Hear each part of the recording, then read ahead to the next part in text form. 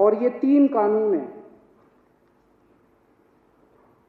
ये तीनों कानूनों को मैं सदन के सामने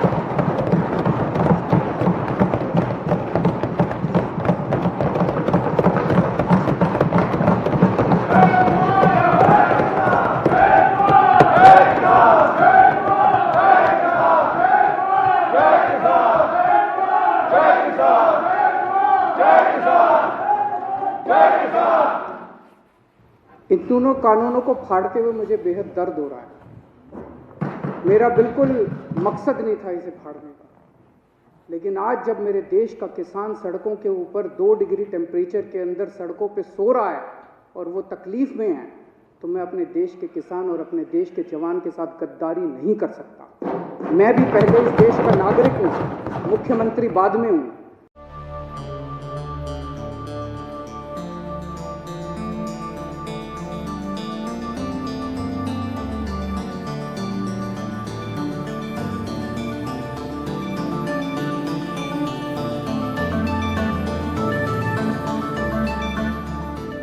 शहादत को नमन करता हूँ। आज के इस खुदगर्ज दौर के अंदर भी ऐसे ऐसे लोग हैं जो दूसरों के लिए, समाज के लिए, देश के लिए, किसानों के लिए, उनके मन में इतनी पीड़ा है कि वो इतनी बड़ी सुप्रीम सैक्रिफाइस कर सकते हैं। जो पत्र लिखकर वो शहीद हुए, उस पत्र में उनका दर्द था कि मुझसे किसानों का दर्द देखा नहीं जा रहा। वो रोज़ सिंघू बॉर्डर पे आया करते थे, किसानों के लिए जैकेट, कंबल रोज़ लेके आया करते थे, और जब किसानों की वो पीड़ा उनके लिए असहाय हो गई तो उन्होंने ये शहादत दे दी। अभी तक 20 से ज़्यादा किसान इस आंदोलन में शहीद हो चुके हैं। इस आंदोलन को भी 20 दिन हुए हैं, तो लगभग रोज़ एक किसान इस आंदोलन में शहीद हो रहा है। मैं केंद्र सरकार से पूछना चाहता हूं कि और कितनी शहादत और कितनी जान आप लोग लोगे उसके पहले कि आप इस देश के किसानों की बात सुनोगे। अध्यक्ष महोदय, अंग्रेजों के समय एक ऐसा ही आंदोलन हुआ था 1907 में। उस आंदोलन का नाम था पगड़ी संभाल जट्टा। पंजाब में आंदोलन हुआ था, बिल्कुल हूबहू ऐसा ही आंदोलन। वो आंदोलन भी 3 कानूनों के खिलाफ था। अंग्रेजों ने 3 कानून पास किए थे, Bari Doab act, Punjab land colonisation act, Punjab land alienation act. और पंजाब के किसानों ने इसके खिलाफ आंदोलन किया था। इतनी संख्या में लोग इकट्ठे हुए थे। 9 महीने तक ये आंदोलन चला था अंग्रेजों के खिलाफ। तो एक तो ये केंद्र सरकार ये ना समझ ले कि ये किसान आसानी से जाने वाले हैं। उस आंदोलन की लीडरशिप की थी भगत सिंह के पिताजी ने, किशोरी सिंह जी ने, और भगत सिंह के चाचा ने, अजीत सिंह जी ने। उन दोनों ने मिलकर एक भारत माता निर्माण सोसाइटी बनाई थी। उस सोसाइटी की लीडरशिप के अंदर वो आंदोलन हुआ था इन तीनों कानूनों को खारिज करवाने के लिए। उस वक्त भी अंग्रेज सरकार ने कहा था थोड़े अमेंडमेंट कर देते हैं। कई राउंड्स ऑफ डिस्कशन हुए थे। अंग्रेज सरकार ने कहा कि इसमें थोड़े बदलाव कर देते हैं, लेकिन किसान डटे हुए थे कि हमें तीनों कानून वापस करवाने हैं, और अंत में अंग्रेजों ने तीनों कानून वापस लिए थे। मैं सोच रहा था कि भगत सिंह ने क्या इसी बात के लिए कुर्बानी दी थी कि जब देश आज़ाद होगा तो अपनी सरकारों के खिलाफ भी इसी किस्म से आंदोलन करने पड़ेंगे। आज़ाद भारत के अंदर भी इतने लोगों को अपनी जान कुर्बान करनी पड़ेगी। आज कितने किसान हमारे सिंघू बॉर्डर के ऊपर सुप्रीम सैक्रिफाइस दे रहे हैं। एक एक किसान भगत सिंह बन के वहां पे बैठा हुआ है। केंद्र सरकार कह रही है कि किसानों को कानूनों का फायदा समझ नहीं आता। तो केंद्र सरकार ने अपने सारे बड़े दिग्गज नेता, जितने बड़े बड़े इनके नेता हैं, उनको उतारा है कि समझाओ, और वो समझा रहे हैं। आज योगी आदित्यनाथ जी, जो भारतीय जनता पार्टी के बहुत बड़े नेता हैं, उत्तर प्रदेश के मुख्यमंत्री हैं, वो टीवी में आ रहा था, शायद बरेली में 20,000 किसानों की रैली उन्होंने की। उनको कहा गया भाई इन तीनों बिलों के फायदे समझाओ, तो फायदे समझाने लगे वो। मैं सुन रहा था उनका भाषण। तुम्हारी जमीन नहीं जाएगी, ये फायदा है क्या? वो तो थी अभी तक, अब जाएगी नहीं, मतलब ये क्या फायदा है? तुम्हारी मंडी बंद नहीं होगी, ये फायदा है क्या? तुम्हारी मंडी बंद नहीं होगी, तुम्हारी जमीन नहीं जाएगी, तुम्हारा ये, अरे भैया ये तो था ही हमारे पास, फायदा क्या है? तो इनसे किसी से पूछ लो, ये भी इतने सारे बैठे हैं, किसी से पूछ लो, किसी भाजपा वाले से, कि फायदा क्या है? वो बता रहे हैं कि आ रहा हूं मैं उस पर, फायदा और नुकसान दोनों, नफा नुकसान बताऊंगा, चिंता ना करो। तो इनसे किसी से पूछो भाजपा वाले से फायदा क्या है, तो सारे जनों को एक लाइन रटा रखी है, किसान अब अपनी फसल पूरे देश में कहीं भी बेच सकता है। यही कहते हैं ना ये।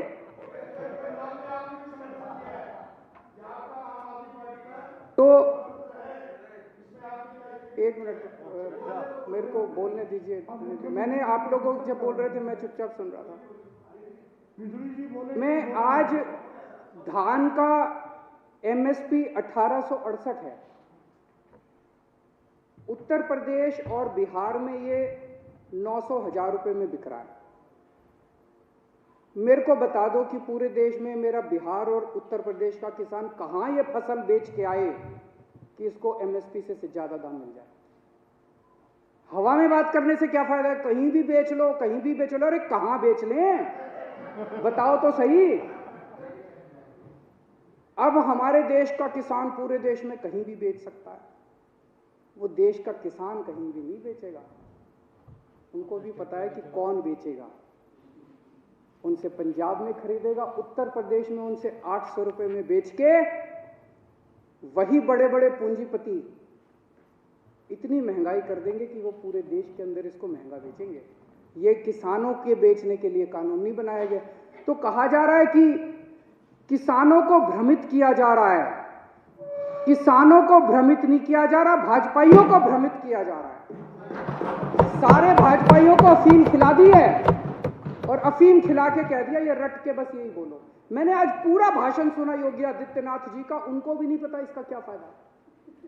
वो पूरे भाषण में, वो भाषण था इसी बात के लिए कि किसानों को बताना है कि इसका क्या फायदा है। आज सुप्रीम कोर्ट में केस था, कल भी था। हमारे वकील ने सुप्रीम कोर्ट में खड़े होकर कहा कि किसानों की मांगे जायज हैं, किसानों की मांगे मानी जानी चाहिए। केस इसलिए था कि दिल्ली के बॉर्डर के ऊपर किसान बैठे हैं, इसलिए ट्रैफिक की दिक्कत हो रही है।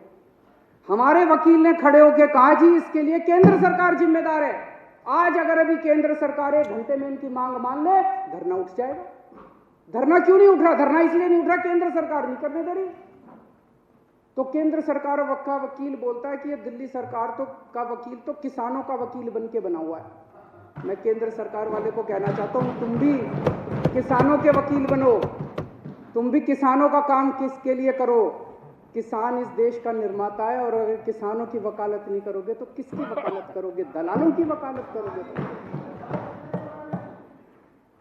एक कई लोग मुद्दा उठा रहे थे कि कोरोना काल में ऑर्डिनेंस क्यों पास किया गया, ऐसी क्या जल्दबाजी थी। अभी यह कानून शायद 70 साल के भारत के इतिहास में पहली बार हुआ होगा कि राज्यसभा के अंदर बिना वोटिंग के, वहां पे राज्यसभा अध्यक्ष ने पास पास पास पास करके पास कर दिया, जबकि पूरा हाउस चिल्ला रहा था। जैसे आप यहां बैठे हैं, कई बार हाउस चिल्लाता है, आपने तो कभी बिना वोटिंग के कोई कानून पास नहीं किया। अगर हाउस चिल्लाता है, आप 10 मिनट के लिए एडजर्न कर देते हो, फिर दोबारा बैठते हैं, फिर हाउस ऑर्डर में आ जाता है, फिर वोटिंग कराते हैं। पहली बार ऐसा हो रहा है कि बिना वोटिंग के अंदर 3 कानून बस पास कर दिए अध्यक्ष ने और पास हो गए, कोई वोटिंग नहीं कराई इसको। ऐसी क्या आफत थी कि ये कानून पास कर दिए गए? पिछले 6-7 साल से आप लोग देख रहे हो कि भारतीय जनता पार्टी ने चुनावों को कितना महंगा कर दिया, कितना पैसा खर्च होता है चुनावों के अंदर, कितना पैसा खर्च होता है। ये कानून किसानों के लिए नहीं बनाए गए, ये कानून भारतीय जनता पार्टी के चुनावों की फंडिंग कराने के लिए बनाए गए। इसको ये देश जितनी जल्दी समझ ले, किसान तो समझ गए, बाकी देश भी जितनी जल्दी समझ ले उतना अच्छा होगा। तो अध्यक्ष महोदय, मैं इसका समर्थन करता हूं और ये 3 कानून हैं, ये तीनों कानूनों को मैं सदन के सामने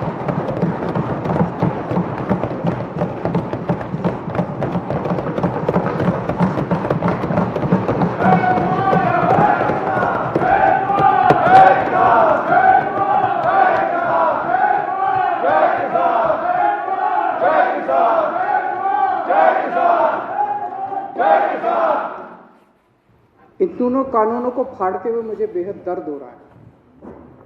मेरा बिल्कुल मकसद नहीं था इसे फाड़ने का, लेकिन आज जब मेरे देश का किसान सड़कों के ऊपर 2 डिग्री टेम्परेचर के अंदर सड़कों पे सो रहा है और वो तकलीफ में है, तो मैं अपने देश के किसान और अपने देश के जवान के साथ गद्दारी नहीं कर सकता। मैं भी पहले इस देश का नागरिक हूँ, मुख्यमंत्री बाद में हूँ। तो आज इन तीनों कानूनों को ये विधानसभा खारिज करती है और केंद्र सरकार से अपील करती है कि किसानों की बात मानते हुए अंग्रेजों से बदतर मत बनो। अंग्रेजों ने 9 महीने में कानून वापस ले लिए थे, आप कम से कम आज़ादी की इतनी तो इज्जत रख लो कि 20 दिन के बाद अब इन कानूनों को वापस ले लो।